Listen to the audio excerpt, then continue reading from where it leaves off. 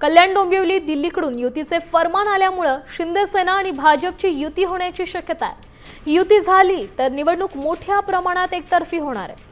ठाकरे सेना आणि मनसेतील उरले सुरले माजी नगरसेवक भाजप शिंदे सेनेत प्रवेश करण्याची दाट शक्यता आहे। युती झाल्यास जागा वाटप हे शिंदे सेना भाजप समोर प्रमुख आव्हान ठरेल।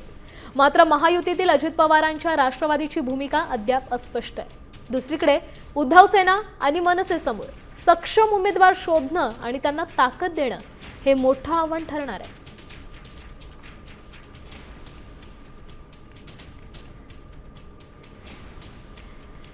तर भाजप 52 माजी नगरसेवक आहेत। शिंदे सेनेचे 57 माजी नगरसेवक कल्याण डोंबिवलीत आहेत। तर उद्धव ठाकरे सेनेचे 3 माजी नगरसेवक या ठिकाणी आहेत। राष्ट्रवादी अजित पवार पक्षाचे 2 माजी नगरसेवक आहेत। पक्षीय बलाबल आपण पाहिलं, मनसेचे 3 माजी नगरसेवक इथे आहेत।